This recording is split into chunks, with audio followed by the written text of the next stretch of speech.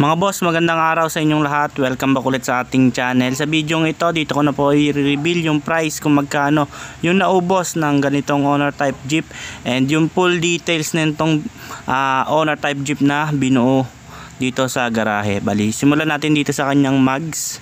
Ang kinabit na mags pala sa kanya is Watanabe na size 15. Ayan po.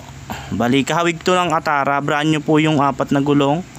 19550 ang series ng gulong. Bali, ayan ang kanyang bumper.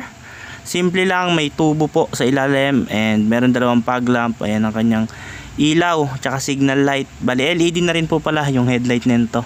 Ang ginamit naman na differential is dibungo.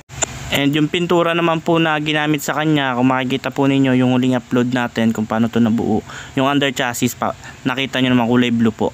Bali, ito naman po tayo sa makina. Bali, ang makina po pala nito is Toyota 4K 5 speed. Ayan po yung engine bay nya. Kompleto po yung accessories. Ayan, pati po yung mga wiring. Ayan po, napakaganda ng pagkakakumpune. Ayan yung racing filter natin na modelo bago. Brand new yung battery nya mga boss. Ayan, may pan din para sa radiator and kompleto na rin po. May busina, tapos yung kanyang cover ng headlight frame is bago na rin. Ayan po. And punta naman po tayo dito sa kanyang windshield frame at saka windshield glass. Ayan po. Bago po yan mga boss ha. Ayan, original po yung ginamit natin na windshield dyan or windshield frame. Ayan yung may design, pang box type po talaga mga boss. Tapos dito naman ginamitan natin siya ng magandang side mirror. Ayan po. Para sa akin mas the best yan kasi kitang kita mo yung likod o yung view sa gilid pag ayan po yung nakakabit na side mirror. Ayan naman po yung kanyang roll bar. Loaded na loaded po. Bali, removable pala yung trapal nito. Sa linis ng roll bar mga boss, talagang sa pakinisan pwede natin ilaban to mga boss, yung pinakaduktungan. Talagang napakalinis. Ayan po, kompleto po yung mga gauge. Mamaya papakita ko sa inyo sa passenger seat. And ayan po, pag lumipat tayo, yung buong mismong gauge nya. Ayan, may handbrake na rin. Yung manibela nito mga boss, Momo na copy. Ayan po, kung makikita po ninyo, sobrang linis po mga bossing. Ayan, and meron na rin po palang cover yung kanyang wiper motor para malinis tignan. Na yan yung nasa harap po ng steering wheel natin. Ayan po, yung stainless na yun, cover po yun ng wiper motor. Ayan naman po yung mga gauge ng pan at yung sa ilaw sa bumper at yung kanyang hazard dyan na rin po nakalagay. Tapos yung kanya namang pedal is nilagyan natin ng stainless po na tapakan. Ayan kung mapapansin po ninyo. Tapos ayan po yung kanyang center mirror, stock lang po. Meron na rin po itong side mirror mga bossing. Ayan naman yung kanyang bangko. Yung bangko nito mga boss, talagang sa Sarplasan po, 1 of 1 lang to, kaya ito yung napili natin. Magandang klase, talagang hakab na hakab po yung likod mo kapag umupo ka. Ayan po yung likod na bahagi ng mags. Punta naman tayo dito sa likod. Ayan po yung view ng likod. Mas maganda to mga boss.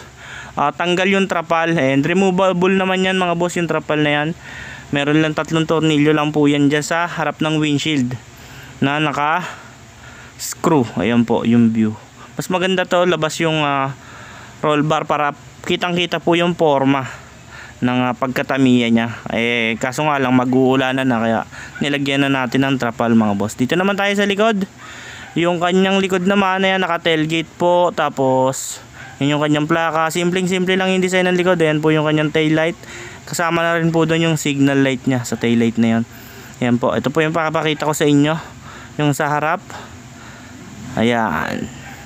Bali, inunahan na natin yung bangko na yan. Nabili kasi natin yan sa Sarplasan sa Blumentritt.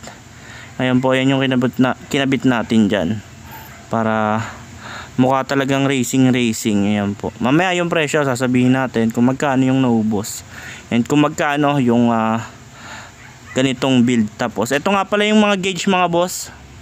Kompleto yan, speedometer, fuel gauge, ampere gauge, oil gauge, saka temperature gauge. Kompleto po, lahat po yan gumagana. And yung kanyang cambio po is bubble shift knob na rin. And yan, ayun nga, yung handbrake, meron na rin po ito. Kompletong kompleto na po, mga boss, gagamitin nyo na lang. Ayan po. Bali, sa magtatanong ng presyo, yung presyo po nito mga boss, yung ganitong build, yung pang ilalim niya, yung unang video natin sa YouTube channel, yung sinundan nito, yun po, yung habang ginagawa natin ito. Bali, yung pang ilalim niya, dun yung makikita kasi mahirap yumuko pa sa ilalim mga boss. Bali, yun po. Sa presyo naman tayo. Bali, ang presyo po pala niya mga boss, yung ganitong unit, gagamitin nyo na lang sa amin na po lahat, pati owner type Jeep, 285,000 po. Ganitong setup mga bossing ganito po. Ayan po. Bali, 285,000 pre-registration. Amin po yung unit na gagamitin, or owner, kami na po bibili ng lumang owner, restore lang natin. And papalitan natin lahat ng bagong kaha. Bali, yun po. Ayan. Kasama na po doon yung registration or yung rehistro ng owner. Ayan. Bali, bago po lahat ng kaha niyan, gulong, and yung chassis, talaga namang in-strip to metal natin. Then, nilagyan po natin ng talagang magandang pintura. Bali, yan po yung mga picture. Ayan. Sa mga gusto po pa-assemble or magpagawa ng ganitong unit, tawag lang po kayo sa number na nasa screen, and then po yung Facebook page namin. Ayun, pinin na po natin. Doon lang po kayo mag-message para madali nyo kaming makausap. And bago nyo po lisanin yung video ito, huwag nyo po kalimutang i-click ang subscribe button at yun ang notification bell para lagi kayong updated sa mga video na ilalabas natin tungkol sa owner type Jeep.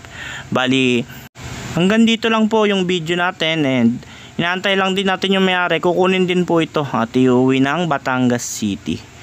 Ayan po, kukunin din nila. Salamat.